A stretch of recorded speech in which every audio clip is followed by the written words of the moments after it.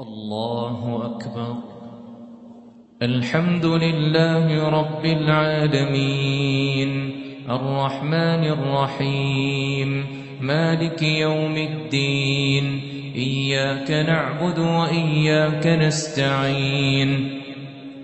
اهدنا الصراط المستقيم، صراط الذين أنعمت عليهم غير المغضوب عليهم ولا الضالين،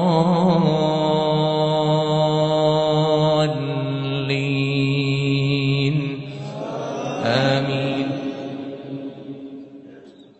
وأتموا الحج والعمرة لله، فإن أحصرتم فما استيسر من الهدي، ولا تحلقوا رؤوسكم حتى يبلغ الهدي محله، فمن كان منكم مريضا أو به أذى من رأسه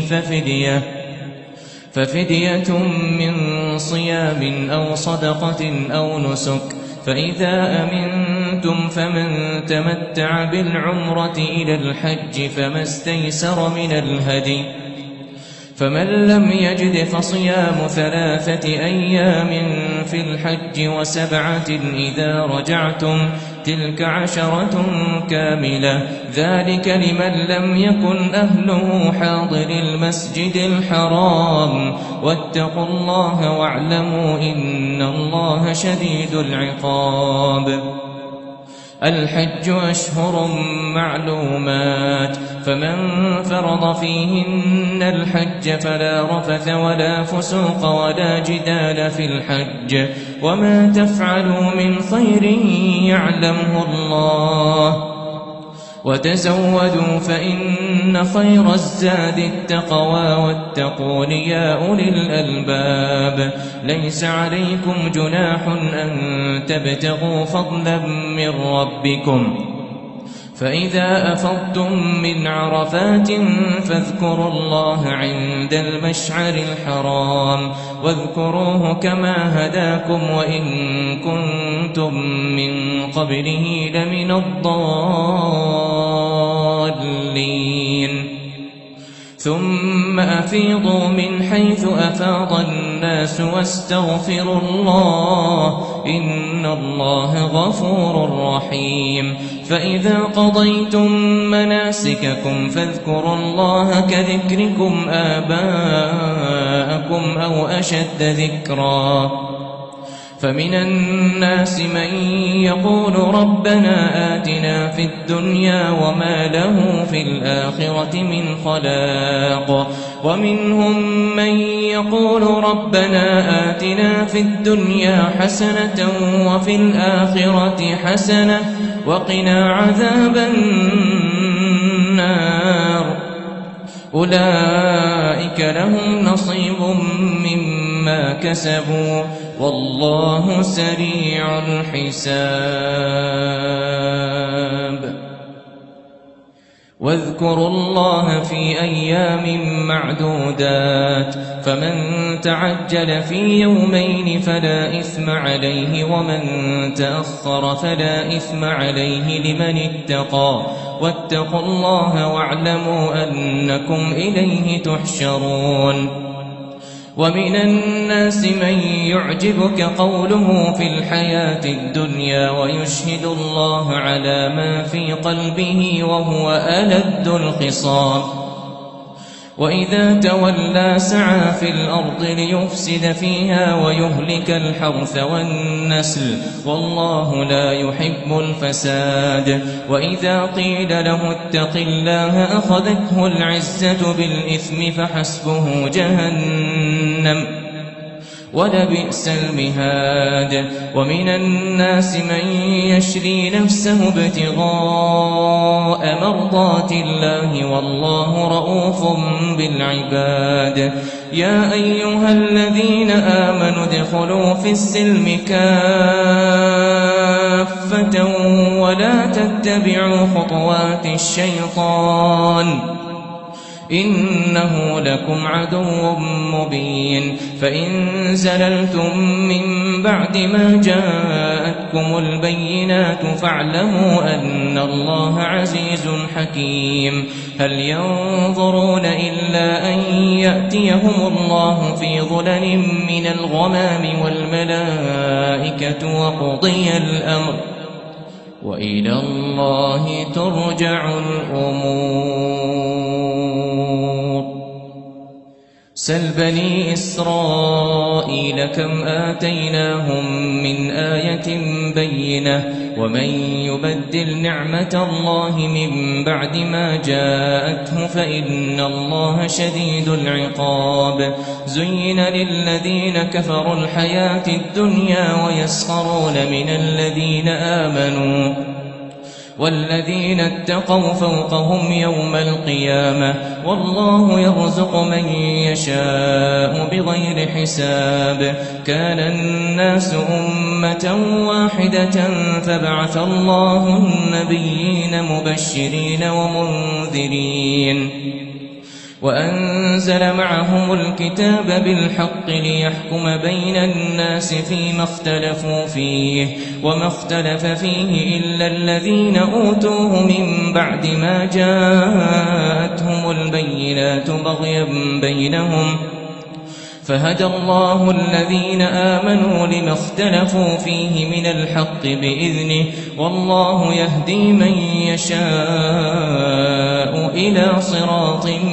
مستقيم أم حسبتم أن تدخلوا الجنة ولما يأتكم مثل الذين خلوا من قبلكم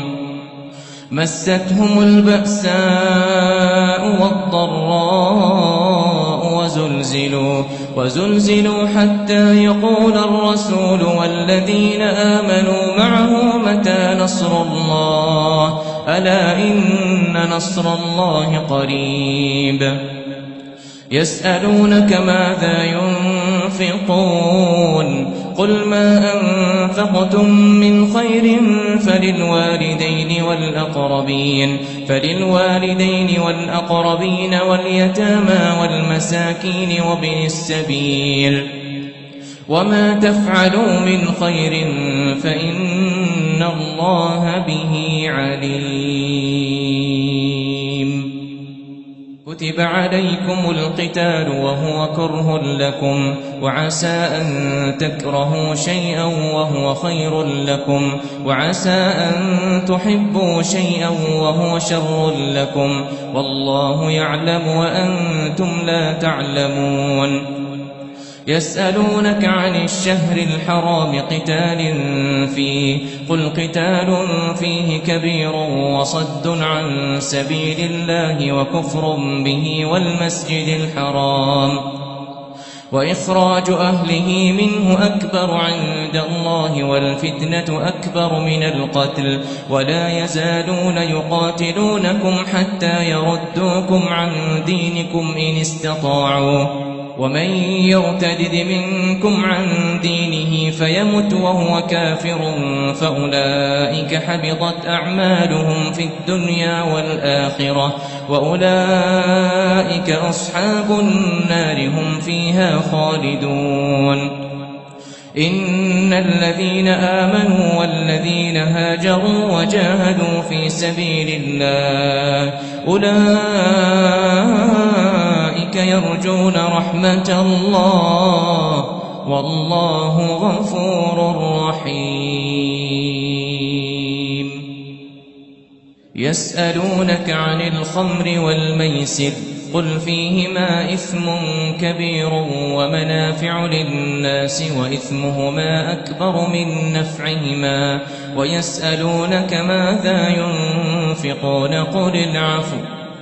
كذلك يبين الله لكم الآيات لعلكم تتفكرون في الدنيا والآخرة ويسألونك عن اليتامى قل إصلاح لهم خير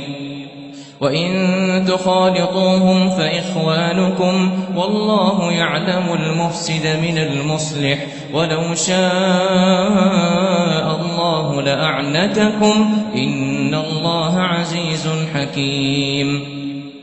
ولا تنكحوا المشركات حتى يؤمن ولأمة مؤمنة خير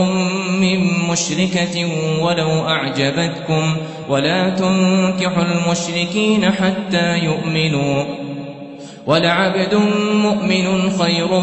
من مشرك ولو أعجبكم أولئك يدعون إلى النار والله يدعو إلى الجنة والمغفرة بإذنه ويبين آياته للناس لعلهم يتذكرون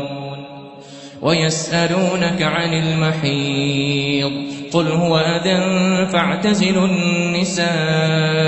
في المحيض ولا تقربوهن حتى يطهرن فإذا تطهرن فأتوهن من حيث أمركم الله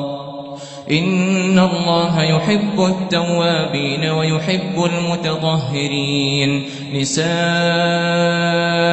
حرث لكم فأتوا حرثكم أنى شئتم وقدموا لأنفسكم واتقوا الله واعلموا أنكم ملاقوه وبشر المؤمنين ولا تجعلوا الله عرضة لأيمانكم أن تبروا وتتقوا وتصلحوا بين الناس والله سميع عليم لا يؤاخذكم الله باللغو في أيمانكم ولكن يؤاخذكم بما كسبت قلوبكم والله غفور حليم للذين يؤلون من نسائهم تربص 4 أشهر فإن فاءوا فإن الله غفور رحيم وإن عزموا الطلاق فإن الله سميع عليم والمطلقات يتربصن بأنفسهن 3 قروء ولا يحل لهن أن يكتمن ما خلق الله في أرحامهن إن كن يؤمن بالله واليوم الآخر وبعولتهن أحق بردهن في ذلك إن أرادوا إصلاحا ولهن مثل الذي عليهن بالمعروف وللرجال عليهن درجة والله عزيز حكيم.